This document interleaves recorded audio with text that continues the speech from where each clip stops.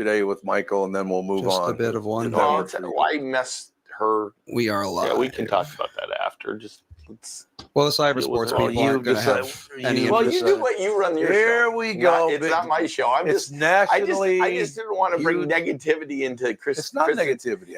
Shiny. How can it not? Okay, how about we do this? Kristen will do it at about halfway through your show. Is that your? So we'll bring it. We'll go up and then we'll go down. No, gee, it's called negging. Negging, yes. All right, are we ready? Because we are live. We are ready. All right. Ooh, they heard me bitching at everybody. That's good. Well, no, we just went live. Listen, you get your stuff together, right? We went live 42 seconds ago. Excellent. Okay, we are live. We are recording, and here we go.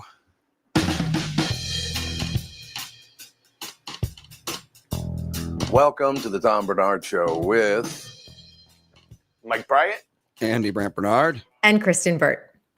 So what is the Catherine's not here. Alex is not here. Alex decides to get her oil changed just before the show. Yep. Why would you do her that? check oil light came on and she immediately went to go change it. You don't need to get on that. That's a little at the exact second. No, it's not that time sensitive. My car has had the check oil for like 2 days. So I know I have gone a lot more than 2 days. Well, it depends on how much you're driving. That's true too. If you're I driving don't drive that much. So good. No, it's not. But if you're driving just very little, then yeah. So. I want to know what the chat thinks about the new camera angle. It's a very slight difference, but no, it's a difference because before Michael would have been faded way back. So no, that's what people were saying is like people on the right side of the screen looked a lot more like small. Well, good. Let's do that to Michael again. Just for the hell of it. I'll just move the camera just for him. Just when he's here, that'll do it. That's wonderful. So, Kristen, what's new in the world with you?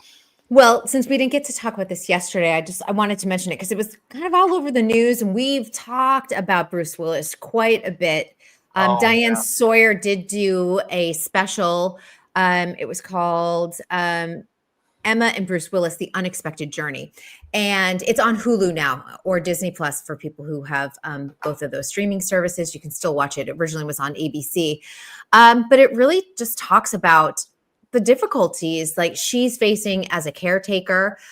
He lives in an entirely different house than them because he gets so agitated by noise and the kids running around that they had to move him. Now, obviously, an average person's life, they'd probably move them to assisted living of some sort, but she was able to buy a second house and have around the clock care for him. She joins him for breakfast and dinner every single day. But she said, this is not what we anticipated when we got married. And she said, it's a struggle, and his overall physical health is good, but his brain is declining quickly. Wow. That's a tough day. I just went through that. How long ago did Don die, Andy? About a year ago? Don who? Donald Brandt. My grandpa? No, that was a solid 3 years ago, probably. That was 3 years ago? I don't think it was 3 years. Two. Yeah, because about Ethan 2. was assisted walking. Right. So it was about 2 years. 2.5 years. 2, yeah. Well, the reason I bring it up, Kristen, is the sadness on your face when you were talking about that. When I went to visit my father-in-law with the family and all the rest of it, there was a woman there in the retirement home that I thought I was her father. Mm-hmm. So every time I walked in the building, she'd come over and go, Dad, I haven't seen, where have you been? It's like, oh God, did you ever go through something like that? Sure. Oh, we're going through it right now in our family. My aunt has early Alzheimer's, and she thinks her husband, my Uncle Guy, she thinks that is her father. And I went to school when I was back in Boston. She did not remember my name, but she knew my face. And she just was like, I remember. She just kept on telling me, I remember you. I remember you. You're so funny. So it really it was such a sweet moment. And as I was leaving, she grabbed my face in her hands and she's like, I really love you. And I was like, okay, well, you know how much I cry over I don't know, a kitten video. I walked out of there because I was then heading to the airport. I was sobbing my eyes out because it was such a sweet moment. And I sit there and I think, unfortunately, she's at the tail end of her Alzheimer's situation. And I just think I'm always going to have that moment. It's going to be the most beautiful thing. I got to tell you, Kristen, my mother was so wonderful to me my whole life. My mother was great to me the whole life. And she was dying, 15 years ago almost. And everybody knew she was dying. We went to visit her, and she would always make some smart ass comment. Like, my favorite comment she ever made was, I came in and there was a guy from Jamaica, this very large black man, guy from Jamaica, giving her a bath. And he starts laughing like a madman. He goes, I got to talk to you in the hall for a second. I said, okay. So we go in the hall and he goes, I almost had to go home. I was laughing so hard. And I said, why? What's going on? He said, I was giving your mother a bath.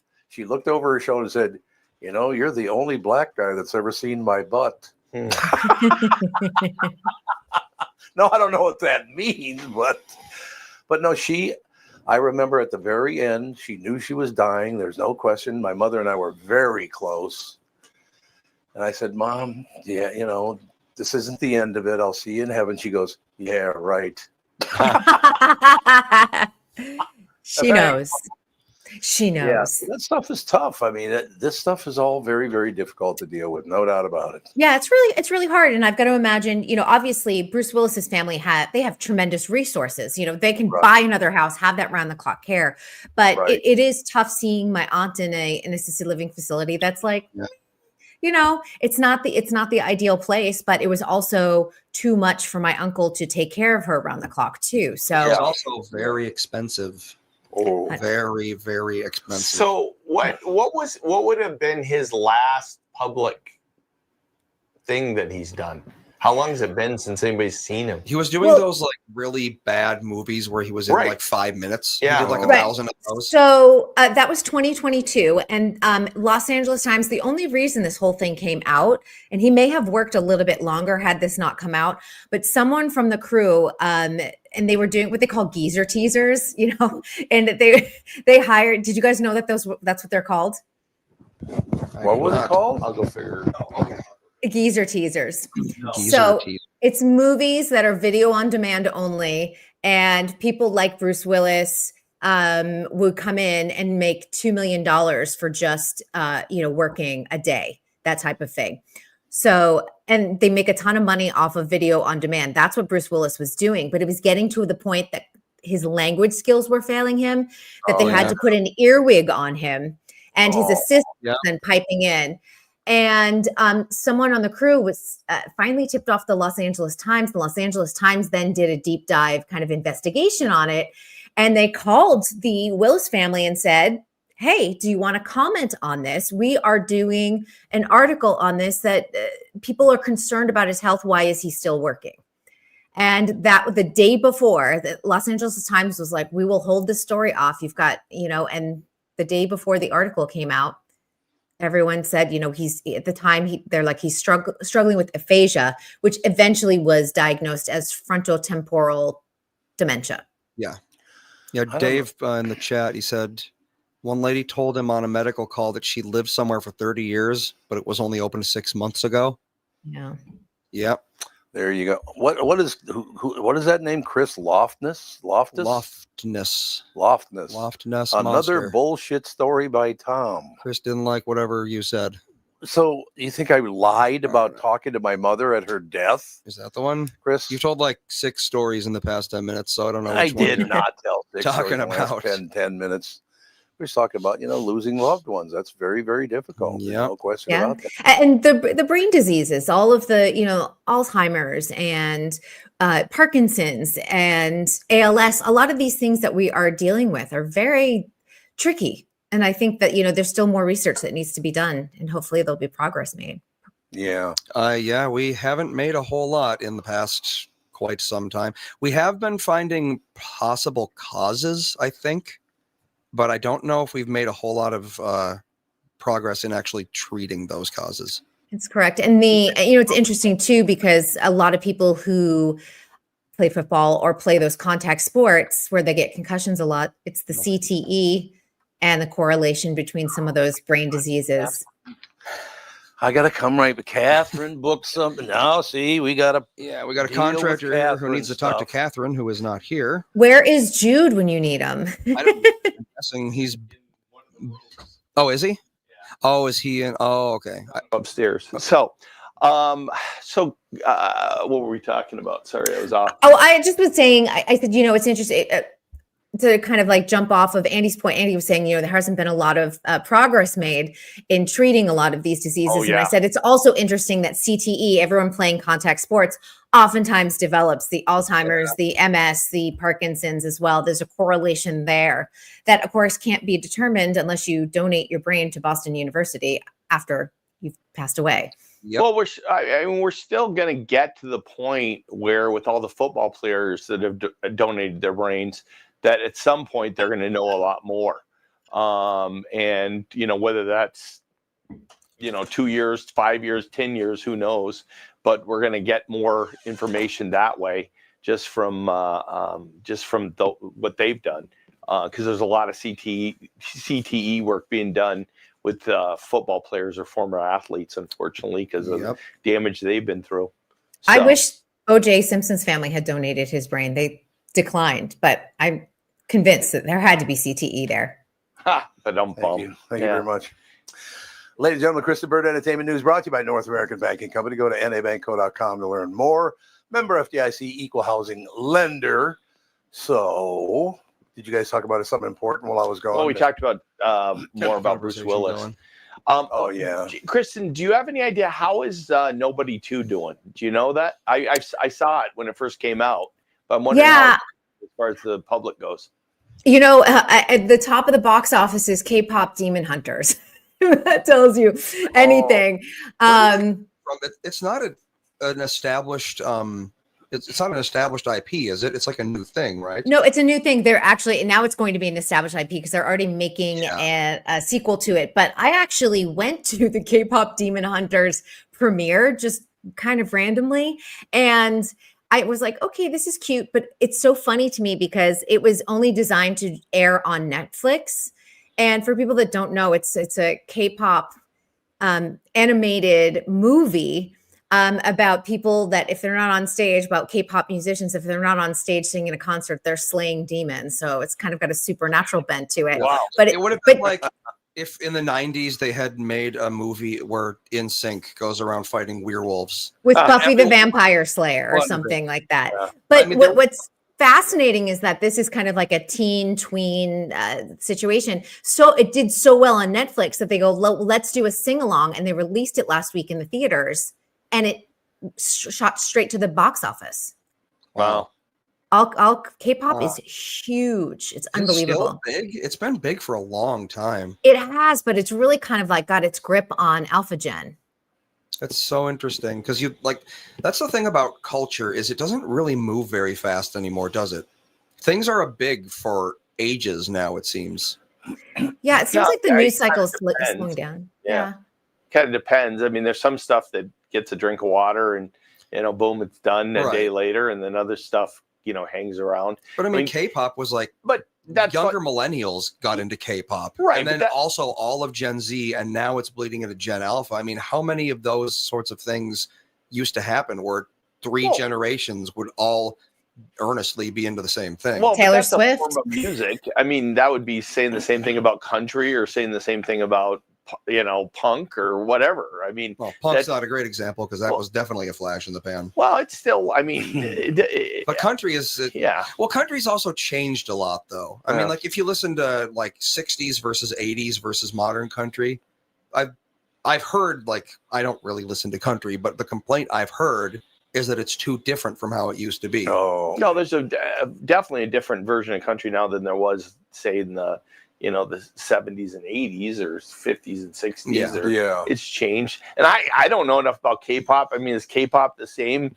that it was 5 years ago? I suppose I don't know it's either. Different groups. I know it's different groups. And once you age out, it's kind of like Menudo was in the 80s. If you age out, they replace you with somebody else, Yeah, K-pop there's a billion K-pop bands and a lot of them do not last very long. Yeah, it's a machine.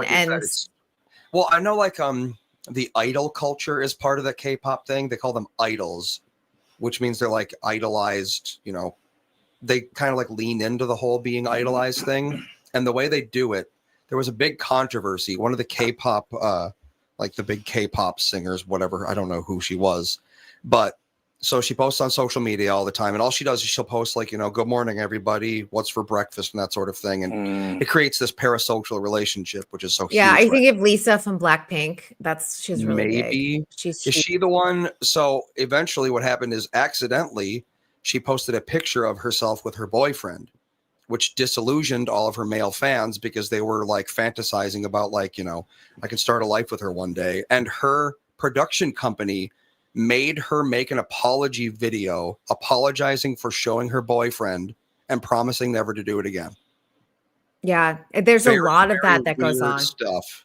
Yeah, there's a lot of weird control and manipulation that goes on with a lot of those K-pop stars. Yep. And there's unfortunately, there's a lot of mental health issues. There's a lot of suicides that happen in the K-pop community. They're worse to hell, yeah. Yeah, it's really, really sad. But can you imagine, like, I don't know, David Bowie having like a picture with a woman and then being like, I'm so sorry. I'll never show a woman on my feed ever again. I mean, it's just like, it's not a thing that would happen over here, I don't think. Yeah. But it's culturally, that happens in K-pop? It happens in K-pop. It happens in K-pop all the time. I mean, and there's been several scandals about people having affairs and then being shamed and being driven to suicide because of the public shame. I mean, it is horrific, some of it. Yeah. Well, I mean, in an age of Twitter versus, you get magazine news that's 2 months old or 3 months old or a year old. I mean, there's a more immediacy to all of it. Yeah, it's true. Mike, I was just saying, I want to ask you a question because I saw Nobody too as well. And my friend and I had this debate. Did you like Sharon Stone's performance in the movie or not? It was a very classic comic book villain. So she was super evil, super like megalomaniac. It was comical in the comedy side of it. So yeah, I thought it fit for that type of movie. That's what I said. I thought it was too comic book for the movie because I thought she's so good. She didn't need to go there and she could just be that like classic evil. I thought maybe it was a little over the top, but my friend loved it and said she was perfect in it. So yeah, I think, I a couple times I thought she went way overboard on, let's just kill everybody. Yeah. And it was a little extreme on the whole megalomania side, but overall it was okay. The only thing is now we're 2 movies into Nobody. He's got some kind of premonition skill on the way he figures out what's going to happen. And I don't think it's ever been explained. What does he have some sort of extra abilities? Like superpower. Yeah. So, or is it just an easy way to explain to the audience, hey, this is about to happen. It's going to be super fast, but this is so you know what happened and why. It could just be a storytelling device that they'll never explain. Well, I think especially since it's like an 89-minute movie that it's just like, we're going to breeze through all of this and you're going to enjoy it. Yep. That is true. So, Kristen, are you uncomfortable being the only woman on the show today? No. I can hang with the boys. Yeah, Catherine is handling some stuff here, and Alex. We got some women in the chat. We do have some. We got Wendy. Yeah, I've got backup. Mm-hmm.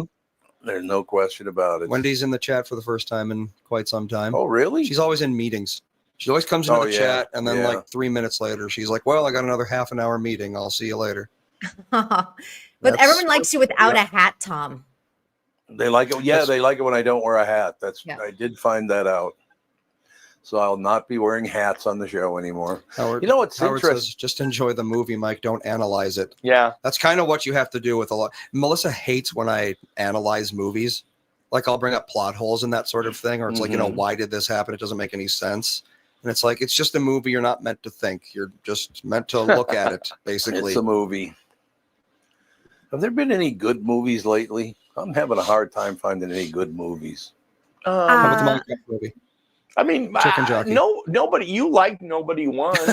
Look what Wendy just said. Nobody 2 is actually a good movie. I mean, it's worth watching. All right. Wendy just says, I actually have to bail at 11 for a meeting.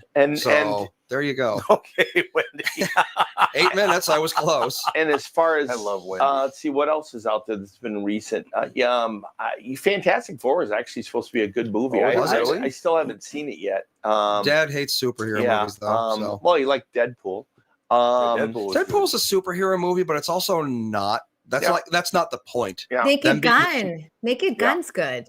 Oh, With yeah. Liam Neeson and Pamela Anderson. Naked Gun is really good. Okay. It's very good. And, if you're looking for something, because I feel like oftentimes we're just like, okay, I have to go to the movies and see an action film. It's really fun to go to the movies and see a comedy like Naked Gun again. It feels old school. It feels like it's 1994 and you're just going to the movies because that's a fun activity to comedy do. blockbuster. It hasn't been a thing for a while. Everything's all drama and, everyone's got to feel bad all the time. Yeah. How does Neeson compare to Leslie? He fits in well. He's got that sort of like, he's maybe not as goofy as Leslie Nielsen, but he's got that like quirky, sarcastic, dry sense of humor that works really well. Pamela Anderson, I sit there because after watching, did anyone see The Last Showgirl, which came out last year? And she was in the award show cycle with this movie. No. No. It was a dramatic role for her. I mean, the movie itself was like good, but she was so good in it. It makes me think we've been Pamela Anderson was undersold for years, like in her abilities as an actress. Like there's a lot of depth there. There's a lot of range there. And because of her body type and her looks, she just got pigeonholed into Tool Time Girl, Baywatch Babe. And that was it. And I love that this is a kind of a second chapter for her. And she's really getting roles that she probably deserved all along. Wow. Well, it's interesting. For Liam, he hasn't done any other comedy other than this, has he? I can't think of anything. And then I was trying to think, Liam Neeson, because I think all of his stuff is Love Actually, but he wasn't really funny in that romantic comedy. That was different. That was a drier humor. But as far as slapstick goes, and then I was trying to think, what was Leslie Nielsen known for before Airplane and it was a TV show. He was on a TV show, but God, that was a long time. Well, he was born in 1926. Was he in a doctor show? That might be right. You might be right. Like what was it called? Marcus Welby or one of those. Oh, Marcus Welby. God, that's going back a bit. Welby. Yeah, because I don't know if he was looked at before. Liam Neeson at least had a pretty significant career. Oh yeah. Action photos and Taken was huge. I love Taken. I thought Taken was Police Squad. Was it Police Squad that we're thinking of for Leslie Nielsen? Oh, Police Squad. Yeah, but that would also still be funny. Yeah. That was that's the only thing I would know him from, like Airplane, Police Squad, Naked Gun, like all of apparently those. he started as a dramatic actor in the 50s through the 70s. Yeah, he didn't become a comedic actor until later. I'm just trying to remember if he had anything of significance. He was a doctor in some show or something. Leslie Nielsen, let's see, Nielsen as a doctor in a show. Let's see. See if Bill just chimed in. He said Forbidden Planet. He was in Forbidden Planet. Yes. Leslie Nielsen was in a show called Doctorology in 2007. Doctorology. Yeah, that would have been after. No, that's not it. Yeah, Bill said he was known for Forbidden Planet. Yeah, he was on Forbidden Planet, and he was in something called where'd it go? With the Poseidon Adventure, apparently. Oh, that's right, Poseidon Adventure. He was serious in that. Yeah. He was serious in that. Yeah, because that was a serious movie. Yep. Oh, now was he in the original or in the remake? Because the original would have been like in the Poseidon 70s? Adventure. Yeah, no, he was in the original one. In the original. Yeah. Okay. Where Shelley Winters like goes I said, flying across the floor. He was born a long time ago. What year did he pass away? Like 2010, I think. Okay. Who did? Leslie Nielsen died. Yep, 2010. Did he? Okay. He was 84, so I mean, Wow. Yeah. He's Well, coming you know, forward what- constantly. I'm just thinking when I was watching like Naked Gun, what is it, like 33 and a third? Like I thought he was 100. So and he wasn't, obviously. He just was gray. When you're younger, you assume everyone with gray hair is just ancient, and they're not. Yeah. Back in the day, he used to come into the morning show all the time. And the first time he ever came in live, I will never forget this. We're all sitting around talking, all the rest of it. and all of a sudden you hear this huge fart. Oh yeah, that was his big. Remember that? Yeah, I remember that. You remember that? He set off his little fart machine about 30 times. Oh, while that's talking right. to He me. used to like carry one of those around. Yeah. didn't He carried a fart machine. Yep. Why was he Amazing. in town? I maybe had a movie out promoting the movie nationwide, something Just like that. going It was around back when you had to promoting. tour and promote things. Yeah. Back in the Which- day before Zoom, now they just like stick you in Yeah, front of a that's right. camera and you sit in your own house. That's exactly right. But The other thing I was going to ask you about is I'm trying to think what it's called, the Momoa series that's on Apple comes out every Oh, yeah, Thursday. I just looked that up. Oh yeah, I Warrior haven't Chief or- watched that. Yeah, do you know how that's doing? Chief of overall? War. Chief of War, correct. Yeah, I Is- haven't heard anything in terms of ratings for that. And Apple's very quiet about their projects. They just sink a ton of money for prestige television, and because they have so much cash, they don't really. They're not like Netflix now, where Netflix is being very conservative. They're like, if you don't get those viewers within the first few weeks, they're out. Yeah, well, because I've watched it. Early. There's a ton of Hawaiian. You got to read a lot of subtitles, Mhm. and so there's that part. And that was the reason why I never started watching Shogun. Was I just decided I just don't feel like reading right now. But I did do it with this, and it's been good. And now they've come up with gimmicks on why they're talking English. They don't want Like we got to to transition. talking about. So they're talking in English, so the enemy doesn't know, because apparently the enemy is too dumb to figure it out. They're like reverse code talkers. I mean, yeah, that doesn't make a whole lot of sense. They're like, because we think our audience will get tired of reading subtitles. So Yep, that's the real reason, of course. the Or we device. all just learned Hawaiian by episode 6. yes, there you go. Yeah, the cameraman learned Hawaiian and now he's translating for us. Every once in a while, I will be watching a subtitle movie, and I absolutely believe I can understand the language. For whatever reason, my mind just starts automatically picking up I mean, subtitle. technically, if you do it for long enough, that will eventually happen. It'll take years, No. but yeah. It's just some weird trick that's happening in my head during the Yeah. movie. So, Indeed. because what was it? One of my first subtitle movies was Das Boot. Oh, Das Boot. That was a while ago. Yeah, A and I boat. tried to speak German halfway through that movie. It's like, hey, Hans is Hans in German. That's Hans, crazy. Yes, Hans is Hans Yeah. in German. Mhm. No question. I know you got to go, Chris, but I got to ask one more question, because it does. Just you guys even talking about going to the movies, all the rest of it. When I drive around the old neighborhoods and all that stuff, every one of those movie theaters is closed. Yeah, they're all gone. Mhm. Yeah. It's just sad. I used to love going to the movies. Yeah. You get the little pop, and not a little popcorn, but a big popcorn. There's so many movie theaters that have closed in the Twin Cities. Mhm. I'm very curious as to what will happen, because Netflix owns a couple theaters here in Los Angeles now, and Right. they are opening up Netflix House. I don't know if you guys heard about this, but it's going to be activations within malls, which if this is successful, this will revive the mall. I'll tell you that much. They're going into the Great. King of Prussia Mall outside of Philadelphia, and also in Dallas at the Galleria. And then I think there's plans to open one in Vegas. But there are going to be ways to promote. There'll be different activations and engagements, whether it's like golf or bowling and movie theaters, all within Netflix House, all tied around their properties. So might be a K-pop Demon Hunters like piano bar or something. I'm being silly right now, but you know what I mean? Or they'll do a Stranger Things like haunted house at Halloween, but it'll all be within Netflix House at these malls, because there's empty space. You need to do something.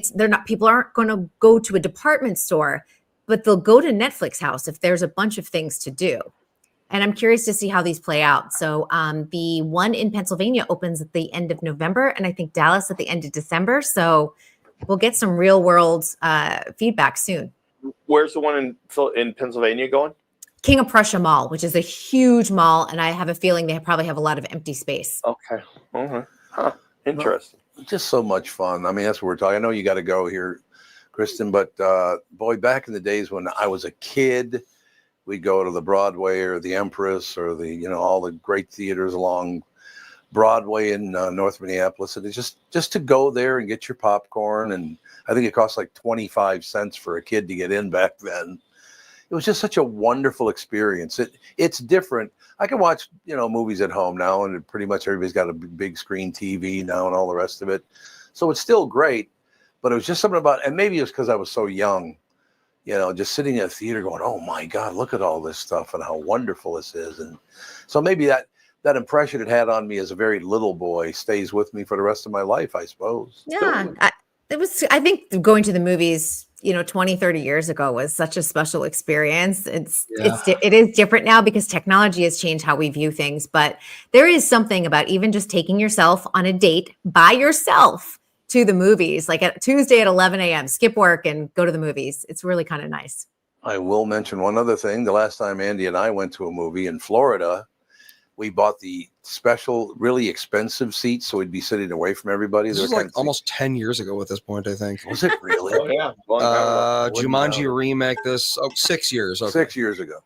Oh, wait, no. Welcome to the Jungle was 2017, so 8 years. 8 years ago. Whoa. But the amazing thing about it is, so Andy and I pay for these seats, and they move, the seats moved with the screen and all the rest of it. 7 young women, girls, actually, they weren't old enough to be women. They were probably teenagers. 7 young teenage women came and sat right next to us and were on their phones the entire movie. All 7 of them were on their phones or looking at their phones. It's like, what are you doing? Do you not? People are here to enjoy the movie. People can't even watch TV anymore without picking up their phone. It's just amazing to me. Well, the new trend that I've been seeing, which is really weird as hell, is people will watch YouTube videos on 2 times speed because it's too slow for them otherwise. Oh yeah. They'll double the speed of YouTube videos so they can cram as much dopamine into their They brains. do TikTok too. It's very They common. do it for everything. They TV shows, they'll speed up to 1.5 speed at least. And it's like, you're not taking in anything at that speed. It's just noise to you. Yeah. But they're like, oh no, I'm totally understanding all. People do it on audiobooks too. People like, read this book, but on audiobook. Yeah, no, but the pacing is there for a reason, but no, they just got to go fast, I guess. Yeah. We have no attention span because we're all addicted to technology. Yep. Now I saved this for very last, but I think you'll. I think you already might know about this, but it did turn out that at that shooting yesterday, that one of Alex's friend's daughter got nicked in the arm by a bullet.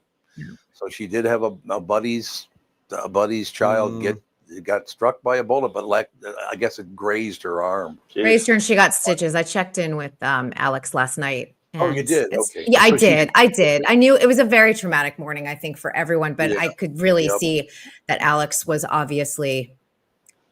It's just struck close to home. It's someone her daughter knows, and close to home. Yeah, it feels. It's just really, I think, a gut punch when you see it on TV and then it happens to someone It's a gut punch.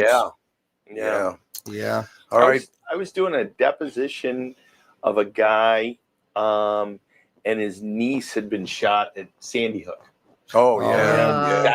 That morning. So he shows up at the depot, and this guy's just like complete. And I'm like, look, we don't have to do this. We can get another day. But it's incredible when you find those type of things. When we flew into Atlanta, what was it, like 3 or 2 years ago? There was this guy that was there, and it was his son, Young. I think the last kid's name was Young, that got shot by the police officer in Atlanta. Mm-hmm. That dad was at the airport. He was waiting to pick up his family members. God. And it just happened 2 days before. And it's just like that kind of contact with people that's so human and so real.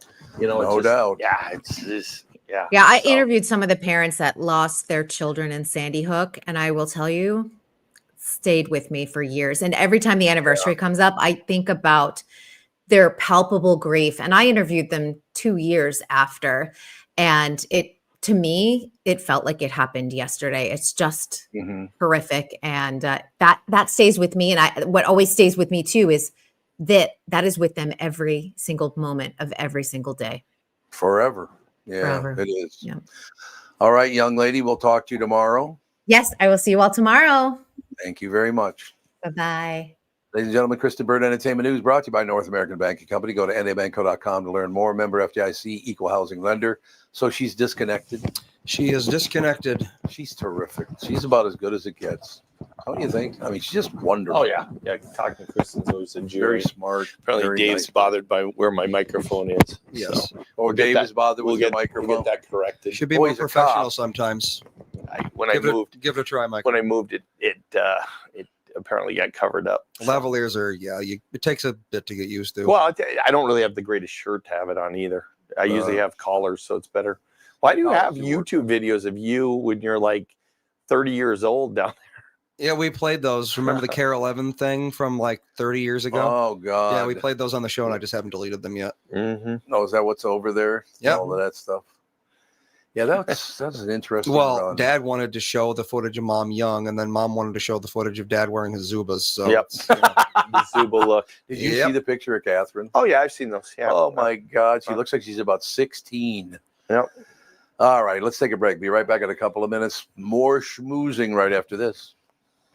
From Bradshaw and Bryant, Michael Bryant. What's up, Pally? Oh, not much. Doing my usual thing of telling people they shouldn't be texting and driving. In Minnesota, you can't have your phone in your hands. You can use, hands free, but you can't have your phone in your hands for whatever reason. And that's why they made the law the way they did, so that police officers could see a phone in your hand and you got no excuse for why you got it there. Do people know that that's the law? I hope so. I mean, they used to follow it, and then kind of COVID kind of made people forget. And now it's like a freewheeling world out there with cell phones. Let's say you get pulled over because you do have a phone in your hand and you're not watching where you're going. You got to be in pretty big trouble then, I would guess. Well, the first one's not as bad. It's the multiple ones, the problem. And once people start stacking them up, then they have a big problem. And then what we're doing in car accidents is we've started bringing motions for punitive damages, because I'm trying to use the civil law any way we can to stop this, because it needs to stop.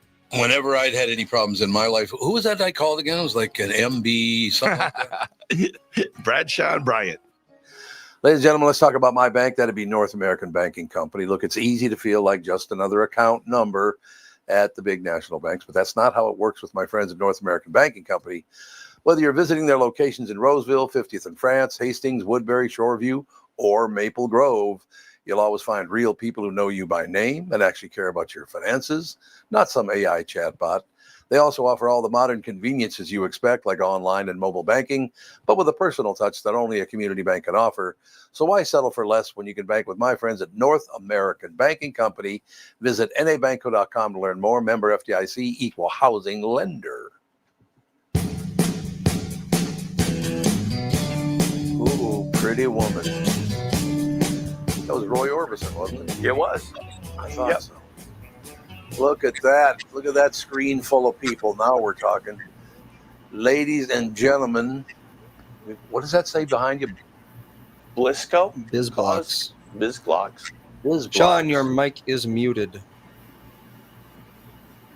We don't want that. Oh, Much your better. mic. Your mic's good. Your mic is good. Okay, is everybody? You want to do a mic check, ladies and gentlemen? It's time for a mic check. All right, mic test. Darla, I think we're perfect. pretty good. John Riley is from BitBlocks. Here we go. Okay, Eileen, don't tell him, but let's just pretend. Oh, we can't hear you, Sean. What? I live with that all the time. Yeah, I understand. Believe me, I understand that. Joke. Yeah. So what's going on in your world? Hold up a sign that say you're on mute. Yeah, it's right there. Oh, yep. Yeah, there you go. Cybersecurity. What's the latest? The entire world of cybersecurity is changing, and there's amazing things that are going on out there, but there's also horrible things going on out there. And I'm sure you guys are very aware, City of St. Paul, big major ransomware event. Yeah. Huge ransomware attack. Last when? Like a couple last weeks week ago. or 2 weeks ago. Oh, 2 weeks ago, really? Yeah. Yeah, almost 5 weeks now. Oh, has it been that It's been long? that long? Wow. Really? We barely talked about it. I don't think we talked about it on the show at all. We had other stuff going on. I don't know what it was, but yeah, no, the city of St. Paul got hit with a ransomware attack. Didn't they mobilize the National Guard or something? They had to pull out the National Guard to help them out, and Wow. they weren't the only city. They're the one that got the best press. But other towns around Minnesota, this morning, state of Nevada has been pummeled upside down and sideways, cyber attack. This happens every day, all the time, all over the country, all over the planet, and we think it's time that we start doing something about it. So are these cities and states not backing up and air gapping? Is that just what's going on? They're just like not bothering, or what? Well, it's a lot more complex than that nowadays. So if you consider what did a car look like in 1920? How many parts, right? How many I people wouldn't could know. work on their own versus what does a car look like here in 2025? Mm-hmm. And the number of parts, the amount of equipment it takes, what it takes to be able to run a system is massively, massively more today than it used to be. And the reality is all of our electronics are this way, right? I mean, you guys name me a job today that doesn't use computer technology. Yeah. Hmm. Paperboy? Wait Well- a minute. There aren't any papers anymore. Yeah. Well, the Renaissance Fair is going on right now. LARPer, how about that? Yeah. Well, LARPers are on websites all the Oh, time. they right? do, yeah. You Yeah, show me a LARPer who isn't Instagramming themselves. that's true. Yeah. I Fun mean, to see. yeah, the reality is that everything we do. I mean, the best answer I ever heard was Amish butter churner. Yeah. Oh, that's a good one. Yeah. If you go down to like Harmony, Minnesota, there's lots of Amish. I've met with them many times. I had a couple of neighbors. Yep. And they kind of look this way and they look this way and they go, yeah, we use Siri too. The reality is our entire world is using this technology. It's massive. It's impactful. You guys are using it right now to be able to have this conversation with us. Darla and I are in Fargo, North Dakota. Eileen is down in the Twin Cities. You guys in the Twin Cities, and we're having a conversation just like we're sitting in the same room. Wow, looking out your window, Fargo's changed a hell of a Yeah. lot. Wow. Built up. This was this is an old picture too. This is from 3 years ago. So Oh, well. I've been to Fargo's in the last 3 years, and it doesn't look like that. So. Usually they're In your reality.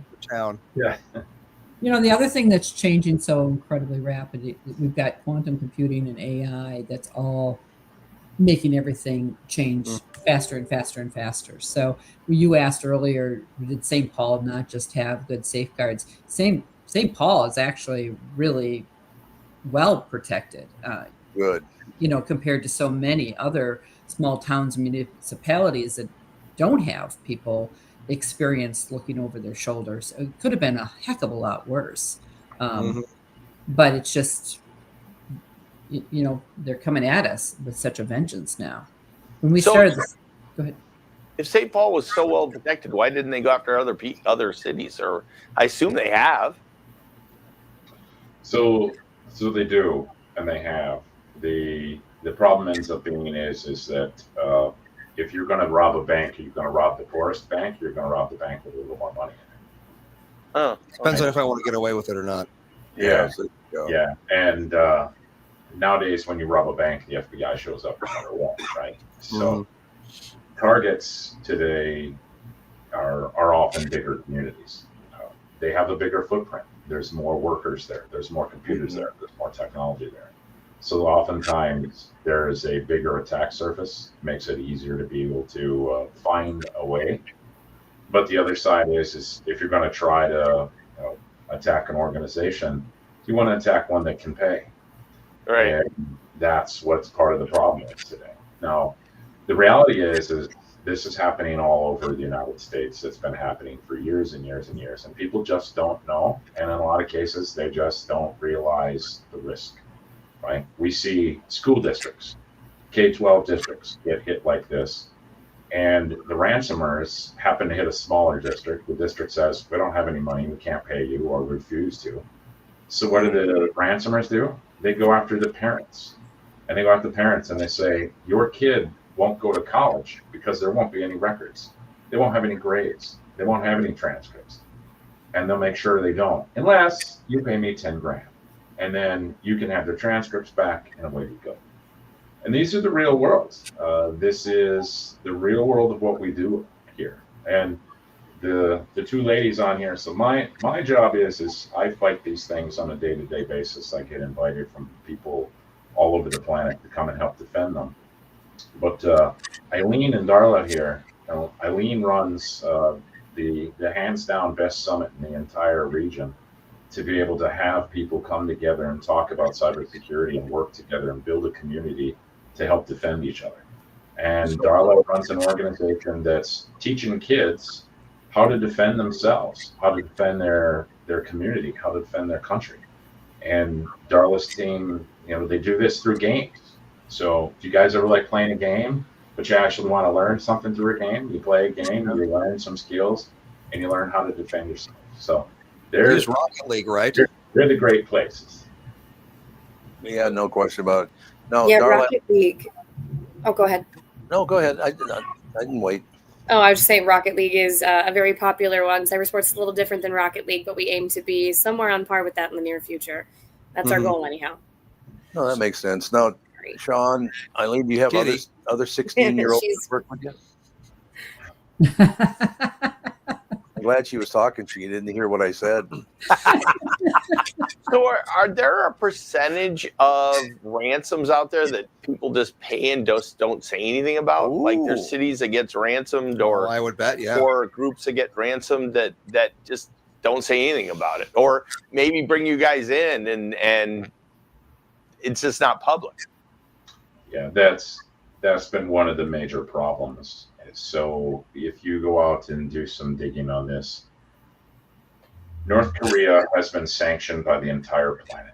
And we're just going to pick on North Korea today. I'll leave out some of the other major actors for this part. But North Korea has been sanctioned by the entire planet. They have been put into this, deep, dark hole as far as the economics of the world. So what are they doing to fight back? They ransomware all over the United States. They ransomware all over the planet. And the DoD has estimated that North Korea brings in between 10 and 12 billion dollars a year in ransom payments. So yeah, people are paying it. A lot of organizations would rather pay it than have it go public. Some organizations, they don't think they have another way. And some organizations, they don't know who else to call. They don't have anybody to help. And that's where, from a community standpoint, I mean, what Eileen does with the summit, bringing people together is super critical. Bringing organizations together and having them support each other, understand each other, know who else is out there that can help you. It's not just my teams. It's, teams all across Minnesota, the Midwest, the whole country that can all come in to be able to help fight these things. We've been trying to build awareness of this issue. We started the summit 15 years ago. This is going to be our 15th annual.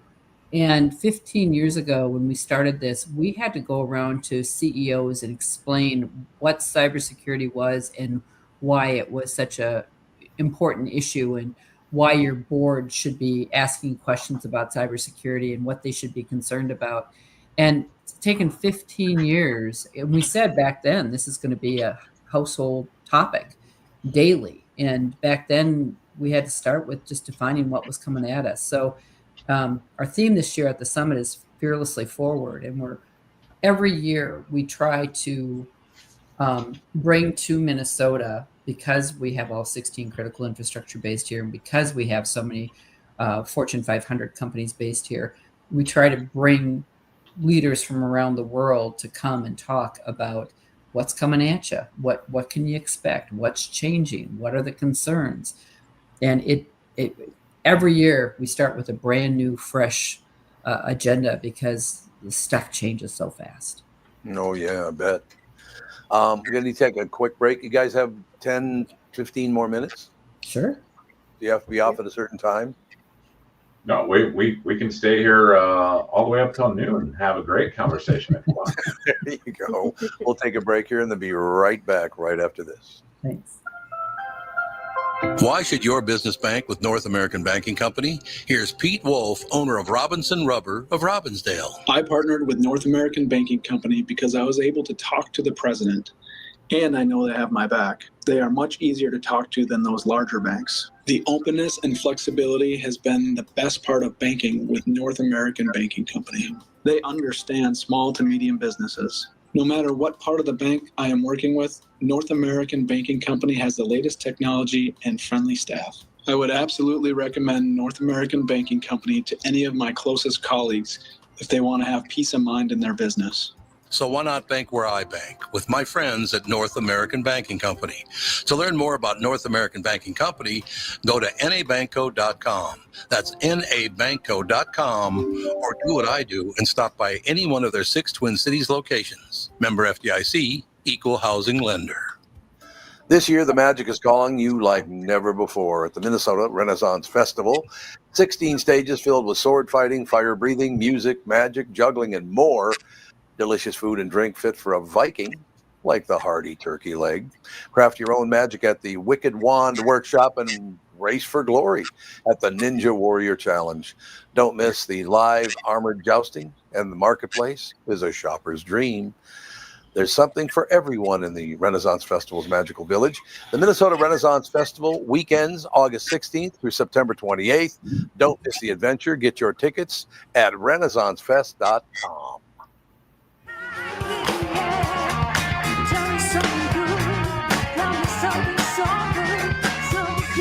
We are back, ladies and gentlemen, just having a good conversation about, is it moving so fast that we can't even keep up with where technology is today? My God, it's changing quickly. Well, you guys tell me, how long have you been in this business? The podcast, well, we started this podcast in particular 13 years ago. Mm-hmm. And do you think that technology you were using 13 years ago and what you're using right now, how much has it changed? This particular podcast, I mean, the StreamYard thing is definitely new. We started that, I don't know, like 5-6 years ago. But everything was on the phone when we first started. Yeah. But just going from, I mean, headsets to now a big speaker. I mean, there's all sorts of things, and the way stuff gets traveled around, and the way the internet gets used. I mean, there's lots of things that continue to change all the time. So like you get I get calls for the law firm with people that have these emails that get threatened, or I get emails sometimes that threaten they'll do this or do that. And one of the listeners apparently talked about how his company just said go pound tar. Is there I mean, there's a percentage of these that are just complete frauds. Right. I mean, well, they don't have to be frauds, but they can be like, okay, mom and pop store, we got your data, give us $10 million. And they're like, no, we can't.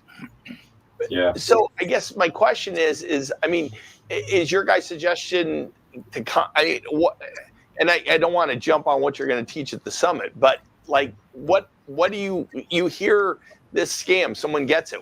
What's the recommendation to them? Yeah. So what ends up happening nowadays is these scams come in every variety under the sun, right? So the ransomware typically isn't an email type of thing. It's your computer all of a sudden pops up with a screen that says, hey, you're locked out, and if you want any of your information back, call this number or email this place, or make this contact. And your machine is completely unusable. It's been encrypted. You can't pull the hard drive. You can't touch it. You can't do anything to it. That's one type of attack. There's many other types of attack nowadays. The most common ones that probably everybody get, they call them a Nigerian prince scam. Yeah, the 419 scams. I'm so-and-so prince, boo hoo hoo. I've got $500 million locked up in a place, and if you could only get me $50,000 to help me move it, then I'll give you $5 million of it. Right? Yeah. This one's ancient, right? I mean, the reality is these scams have been around since long before any of us have been here. They used the telephone back in the day. They used mail back in the day, and nowadays it's just a whole lot easier to scale through electronic systems. Well, I mean, how ancient is the phrase, I've got a bridge to sell you? That comes from a scam where a guy was selling people, I think it was the London Bridge. He was, yeah. He was claiming to sell the London Bridge to people. He'd give them a fancy deed and everything. Of course, it was a fake deed, and then he would just vanish. So, I mean, yeah. And we're still talking about it today. Well, as you guys said, technology is changing, and every day something new comes out. With the advancements of AI, deepfakes have also become really popular. Yeah. A lot of grandparents and elderly folks have become victims of that. Their kids calling up that they're in jail, they need bail money to get out, and grandma's poor heart, she's like, oh, my grandkid, my grandbaby, they're in trouble. So a lot of those things have become really rampant. And so education is really key for that sector, educating, and all the way from K-12 to the elderly folks. I have a question for you. Is it very common, and this is for actually all 5 of you, if someone calls my phone and I don't recognize the number, I never answer. Me either. Ever. Never. It's a good practice. anybody Let it go to answer? voicemail. I have to. Oh, I suppose as an That's attorney, you true, have to. but- That's right. But I I mean, don't- there's a difference between the business number and the home number. No, there I got Oh, my cell mine phone is- number. Oh, well, I might Cut the cell. Yeah. I mean, yeah, I don't have a business number either, but I just don't do business. You know, Simple as. one of the funniest things about it that in my lifetime. So, how long ago do we go from, having dial phones at the house, or at least push button phones at the house? Do we all carry a phone, and blah blah blah? Because at first, how long has that been now? 20 years, 25 years. iPhone 1 was what, like 06 or something? Was it Somewhere in there, 06? yeah. So it's 08. Yeah, Oh, 2000. Yeah. Well, not even 20 years. not even 20 Yeah. years ago. Huh. And I just, as a guy I am and where I grew up and all the rest of it, I had never been threatened as much as I was on the telephone those first few years. I'm like, I don't even know what are you talking about? But you get threatened more on the internet. Or Oh, you yeah, I get threatened on the more internet. than Yeah, you now ever I have. do. Yeah. Yeah. Now I get attacked on the internet all the time. Everybody's a tough guy. Yeah. But remember what Sonny Barger, who's dead now, but Sonny Barger was the head of the Hells Angels. He said, everyone's a tough guy until they meet a tough guy, which I thought was pretty interesting. But all of this stuff now is your money moving around. We're going to threaten you with this, and we're going to do that. How many different arrows are coming at everybody these days? It's got to be just over the top. Well, and the scams are getting so incredibly good. I mean, Yeah. you're working at such a fast pace and you see something pop up in your email and it looks legitimate. Oh, yeah. You click on it and Oh, it's there like, you go, Michael. You know oops. You know, I mean, I got an email yesterday from American Express saying the U.S. Post Office has updated your address, so we've updated your account. Please verify. Blah blah blah. Yep. And I looked at this thing for 5 minutes, and I'm like, really? Did somebody really? So I mean, I picked up the phone. I didn't click on anything. I picked up the phone and called the number on the back of my card and said, "Is this a scam, or did my address actually get tweaked?" And it was a scam. But I mean, I work in cyber, and I'm like, I have to stop and pause. But the big thing is, never click on any of those links. Pick up if you're getting weak. And the other thing is that the attackers have access to so much information now. The other day, I got another call. I was overhearing my husband take a call from somebody, and they're confirming his social security number. They had his social security number, and they're a bank, and they're confirming it. And I'm like, don't confirm anything. I grabbed his cell phone out of his hand. I'm like, who is this? And it was a total scam, So you have to be really, really cautious. And we're savvy business people, but kids and others, it's a challenge.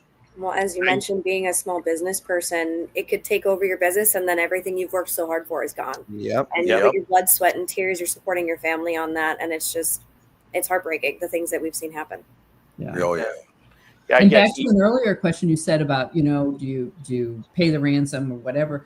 Every single business is totally different. Every single computer is totally different. How well are you backed up? When are you backed up on every single day? Contingencies in place. Exactly. It's really the only thing you can do, because once the data is encrypted, you can't get it back without paying. Oh, yeah. Or without waiting 300 years and using a computer from the future. 300 But years. that might take a little too long. Michael, you were going to make a point? No, that's fine. But yeah, it's incredible, and the amount of knowledge and the amount of information they have just continues to grow, and where they get it from, some of it I don't know how. I got to ask all of you, and this comes from, I guess, great innocence, I suppose. First, what is a computer? What? Second, what is electricity? What is a computer? Yes, exactly. No, very quickly. I wanted to ask, what kind of person does it take to even do this kind of thing?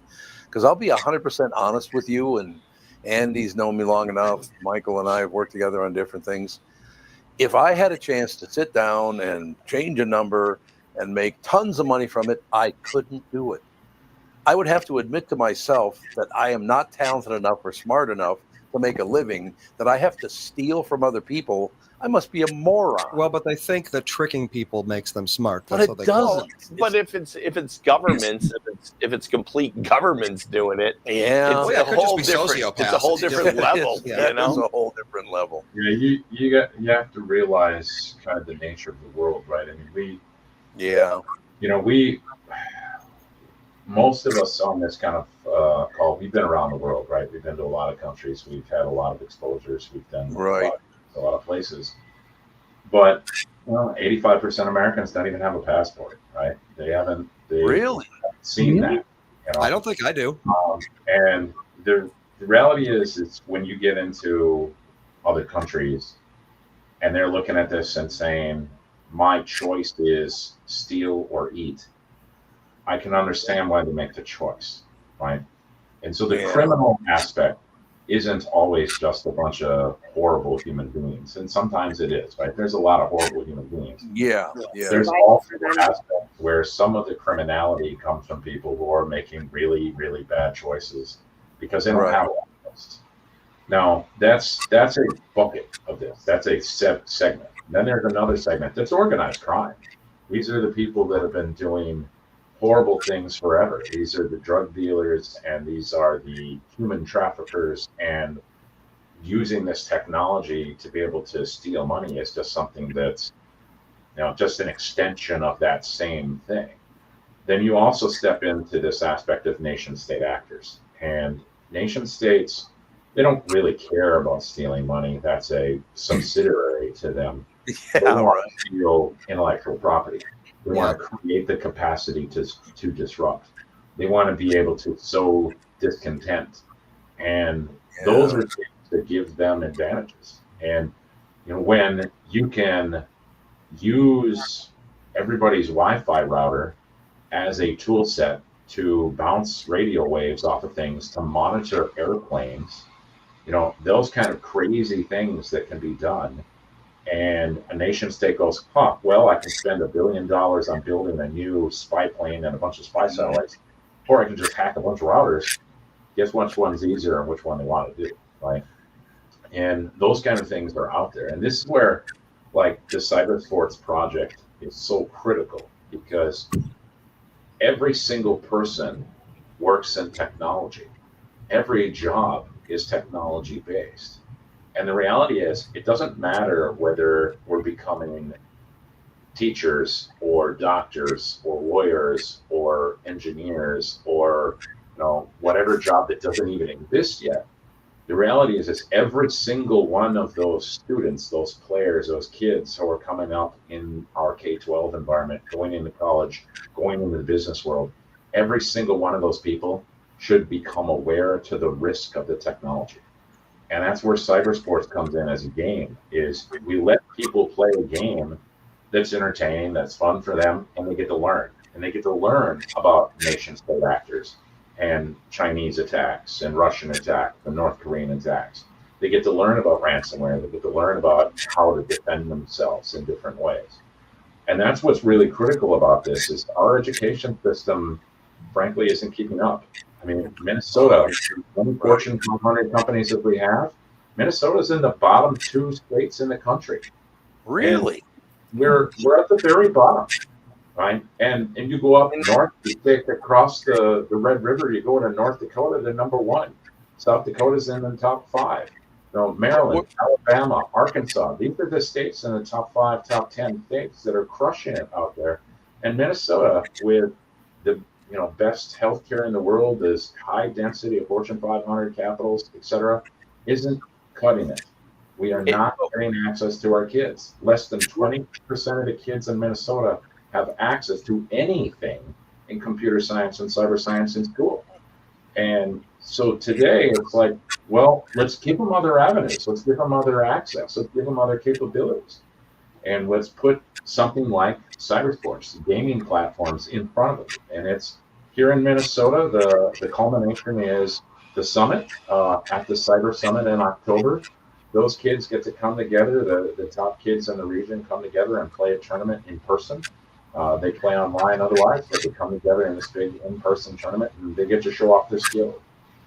Last year was a team of 5 girls who took the overall score. They even beat the professional teams. And that was a college team that was able to come and do that. It's great to see. It teaches great things. But that's what we're going to have to do because the technology constantly changes. Nobody can keep up with this. This is my day job. I have a team to do this, and I can't keep up with it, right? The reality is we have to understand that cybersecurity component. We have to understand how do we defend ourselves in the digital world. And frankly, education, they're busy. Teachers are busy. I get it. I understand, right? And the teachers don't know all the ins and outs of cyber either. So let's teach it through other means. Let's play games, learn skills, defend ourselves, defend our communities, defend our nation, and ultimately create a whole lot better society because we understand the risks. Maybe we can make some of these bad guys just go the hell away because they can't get any money out of us. God, it's amazing. Michael, you had a few questions. No, I just was. I was trying to figure out what the metric? stat he used for Minnesota, what it was based upon, and he got to it, so I stopped. Oh, okay. Well, I can't speak for kids these days because I graduated high school 20 years ago, if you can believe it. But when I was in school, in high school, I don't think we had a single computer science anything at all. I mean, we didn't even have something as simple as design a pretend website or whatever, or learning to type or whatever. So I don't know if things have changed that much, but it doesn't really sound like they have. Not much. When I went to school, we had a website building class, and then growing up, we had a computer lab. There was a room full of computers, and we learned how to use Microsoft Word and Excel, right? But that was the extent of what we learned. And now today, how far technology has advanced, these kids are on tablets from 2-3 years old. We call them iPad kids. I know that's terrible, but I mean, they're sitting with these screens in front of them, and what's to say that little Johnny's not going to click on whatever comes up in front of him? That younger education is so crucial to protect the safety of our kids and everyone around in the household too. So as Sean was saying, the education is just super crucial, and it's unfortunate that Minnesota is one of the fewest ranking in the nation. And we're trying to fix that with Cyber Sports Limited. Look how far we've come since fake phone calls to people teasing them. Yep. We've come quite a way. They still do that, believe me. There's an entire genre on YouTube of scammers calling people, and then the people they called baiting them to see how long they can keep them on the phone and that sort of thing. Many tens of millions of views, because what they'll do is they'll call what they think are old people. Oh yeah. And old people use phones, so they call these old people on the phone, and they're like, "Oh yeah, this is Microsoft. Your computer's broken. You need to send us $500 to fix it." And a lot of the old people actually do fall for it, but people make a living out of they'll bait the scammers into calling them instead of an actual person who doesn't know what's going on. And then they'll just they'll talk for 3 hours and just waste these people's time. And it can get very funny, actually. I used to do that myself. I used to have, when they'd call me, I'd very quickly go into this very strange tirade about how I needed something that cleaned up blood, and did they have anything that cleaned up blood? Yeah. Yep. It was a lot. Yeah. But the reality is, right, is there's an old saying, right? There's a sucker born every minute. Mm-hmm. Right. P.T. Barnum, I think. Yeah, that old saying, unfortunately, has a lot of truth to it. And the reality is in today's world, we're looking at 6-year-old kids who are being exposed to technology or being handed a credit card or a payment method to be able to buy what they need to at school. Is that 6-year-old kid a sucker? Well, from the exploiter's point of view, yeah, they are. And now, do we think of them that way? No, we don't, because we're going, hey, this is a kid.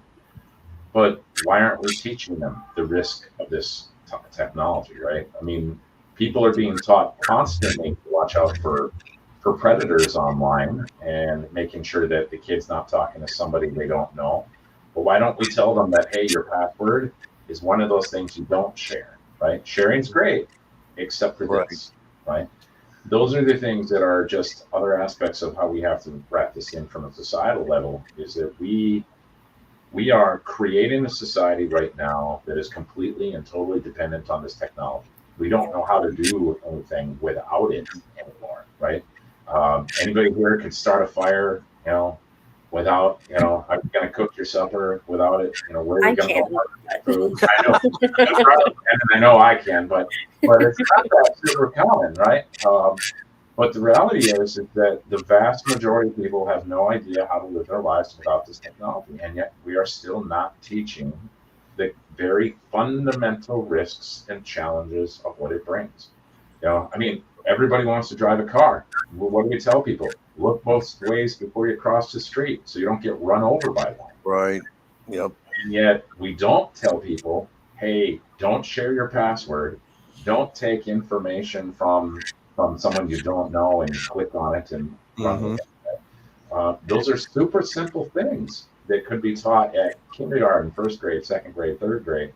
And we're barely teaching it to people who are in their 60s today. That makes total sense. How do people, if they want to get a hold of you, how do they do that? So for cyber sports, it's cybersportsltd.org. So Cybersports Limited is the organization. Definitely come out, play a game, ask us to come to your school. I saw that, Darla. Oh, go ahead, Darla. Yeah, sorry, the picture's not that great, but it's there in the background. Oh, there you go. Right above her head. For those of us on the defense side, we're bizblocks.com. You can see it spelled up there. And then Eileen, I'll let you talk to the summit. So October 21st through the 22nd at the Marriott Northwest, we'll have cybersecuritysummit.org. So go online to www.cybersecuritysummit.org and take a look. We have 80 presenters coming for 2 full solid days of over 60 sessions, everything from Cyber 101 to if you work in the public sector and are concerned about your town or municipality being hacked, we've got programming for you. Minnesota's a med tech capital of the world. We've got a whole full day of med tech, medical health and programming just for medical, manufacturing. We have 15 different tech sessions being offered for a variety of different skill levels. And then we have a full summit full of keynote presentations on what to expect coming at you, how quantum computing is going to impact us, how AI is impacting us. So a lot of amazing content is going on. So just go online to the website, www.cybersecuritysummit.org. I'll come back soon because it's always an interesting conversation.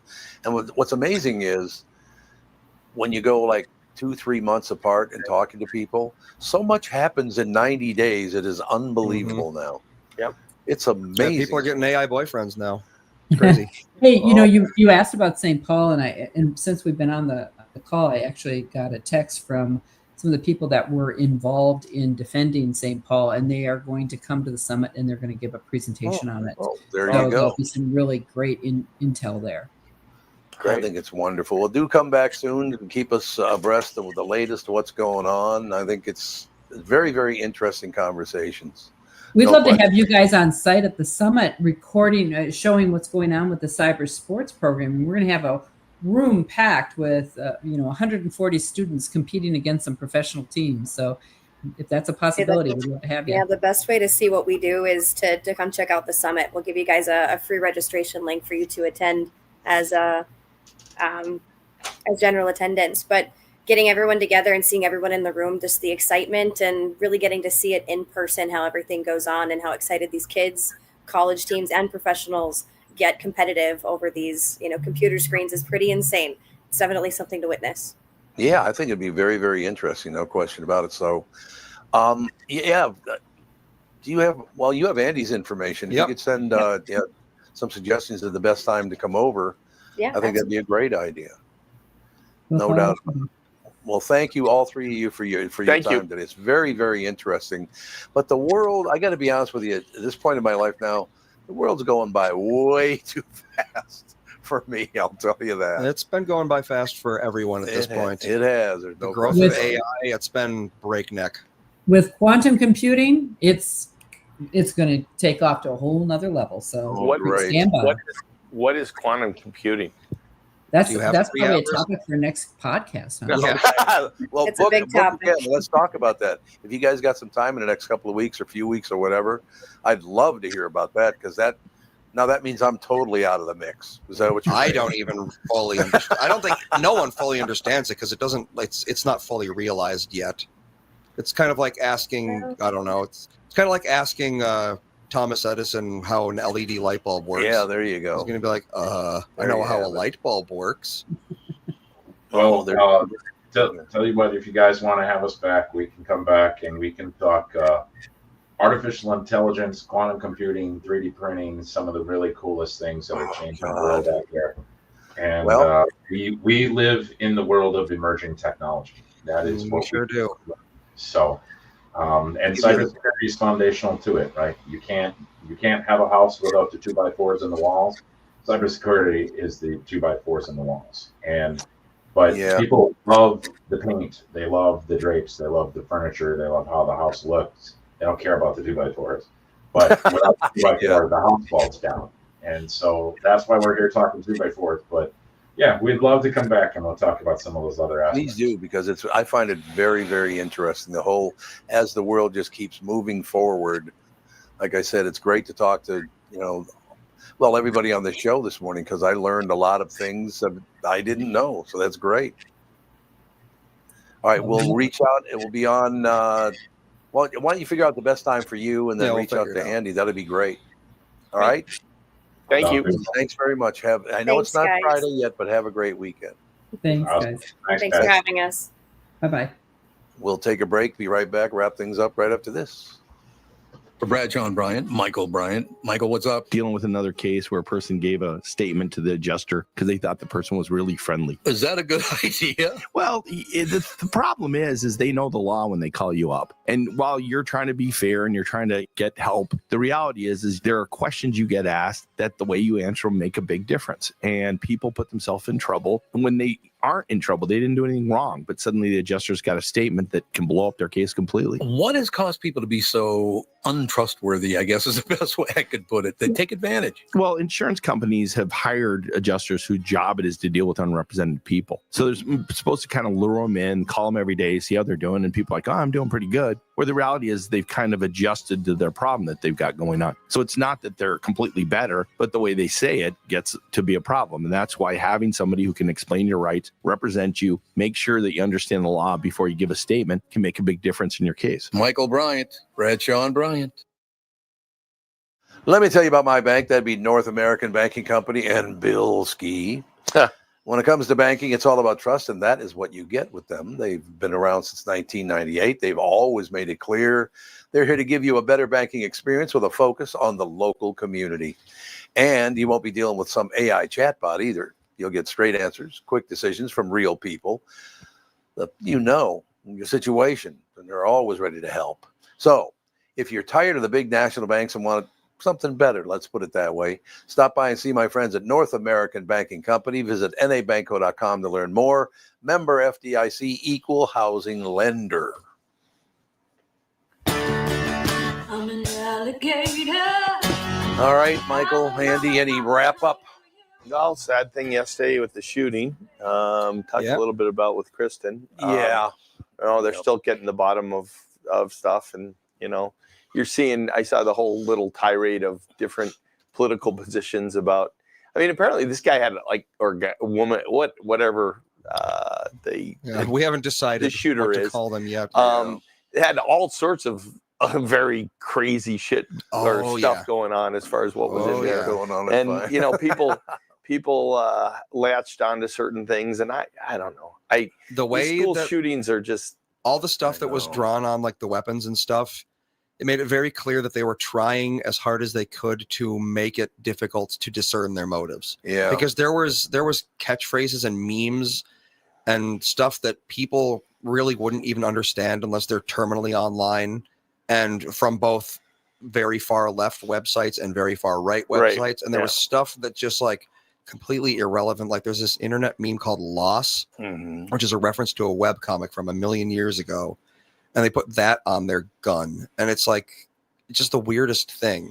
Well, I think it comes down to people who do this are very mentally ill. Well, I yes, mean, no doubt it's, about it. It's the whole idea going in and I don't know, and people that started attacking the police for not being able to come up with what the motive was. I don't know how you sift through that stuff and come up with what the hell the motive is. Right, Other than they're just crazy. Yeah, one very interesting take that I saw was that they're mad that the National Guard is in Chicago, and then they were like, and yet this happens in Minnesota. It's like, so wait, do you want the National Guard to be like posted in front of every school? Doesn't even make any sense. Well, and the people who are trying to find some sort of support for whatever position they have, one way or the other, it's crazy, because if it was against the National Guard, why would you increase violence? Wouldn't that invite more signs of response? All of it's somebody who's really, really sick. Yeah, and, sure was. And they got zero help, and now look at where we horrible. are. And the amount that's been put upon kids is crazy. Oh, I know. I mean, You're innocent absolutely right. kids. It is sad, and I don't know. So how old was this person again? 23-ish? 23, yeah, 20s, yeah. And he knew, well, this is something maybe as a lawyer you might know this, and Andy would want to hear your take on it as well. Did he do this because he knew he wanted to take himself out? I think so, yes. In the end, probably. I don't think there was any intention of leaving that scene. There's a certain amount of they will, they know that they're not going to make it out, but all of it's just horrible and sad, and we'll see where it goes from there. I guess we can only do that. Well, like Sage is laying on the floor and he wants to go to Snuffy's for a malt. Yes, I do. Malt shop. Great show again today. We kind of don't. Okay, then we won't do it. Never mind. All right, then. Well, I guess I could do the standard outro of, if you want to win $100 at Jack's Cafe, why not go to our Twitter, check out the pinned tweet, the giveaway tweet, comment, and I will be drawing that on the 2nd, because we're not going to be on the 1st, by the way. Yeah, that's I don't know if we've Labor really Day. Nobody's going to be on. We're going to be. It's Labor Day, so we're not going to be doing a show. I don't know if we've said that yet. We'll say it again tomorrow, obviously, but the 2nd is when we will be making that drawing, and we talked about mugs a lot because we gave out 1,000 mugs on the 23rd. Where'd you give out the mugs? At the State Fair. State Fair. Do you guys went to the State Fair? You didn't know that? I called and left you a message. We were going to be there. Okay. Well. You were ducking me. That's what he was ducking me, man. Oh, no wonder. So when that third would have been Saturday. It was Saturday. Okay. Yeah, we gave out 2 boxes of mugs, and people are like, wondering how to get an official one. Just go to our website, click on the merch tab, and it'll take you right to where you can buy all of our official Tom Bernard podcast merch. Merch. How did the State Fair go? It went well. It was very, very nice. People I sounded even worse than I do today, if you can believe it. Actually, I sounded very, very horrible. Who was on stage? We had the Fresh Dry people. Okay. And I saw them. I saw that because we went on Sunday, and I saw them at their booth in there. And then Meat Sauce came by from K-Fan Morning Show. Okay. Brittany showed up. Brittany was there. It was very, very nice. The people. The only thing about that makes that I carry with me, and it's happened with 3 people this year, that because I go down off the right of the stage and stand and say hello to everybody and shake hands and all that. 3 people have lost either a husband, a wife, or a parent. Yeah, that part is, and I am more than happy to do it, no question. But that's really, really sad. And that's part of the age. Yeah, that's the thing. Yeah, that's probably true.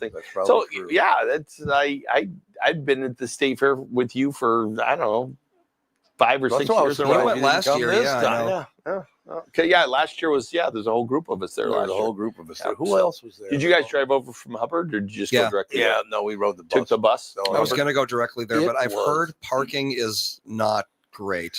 It was so packed in that entire state fairground. It was. Oh my God, was it busy? Sunday it became incredibly busy. And then Yes. for some reason they decided to clean out the barns on Sunday. Yeah. So they closed the barns, and then they had a whole bunch of trucks driving around moving cattle. And it seems to be 1 o'clock on a Sunday is a horrible time. Maybe do it like work hours on a weekend or something, or a weekday. I mean, or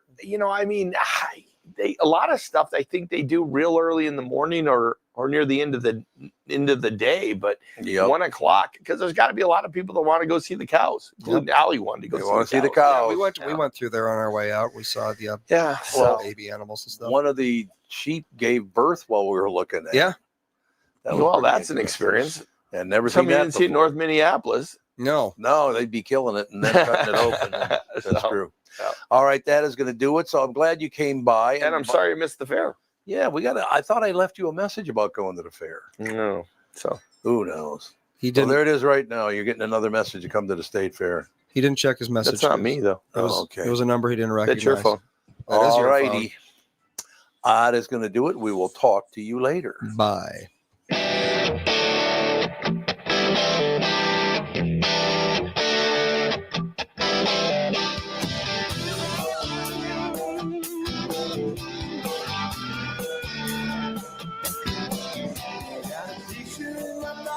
Reminds me of this one was before.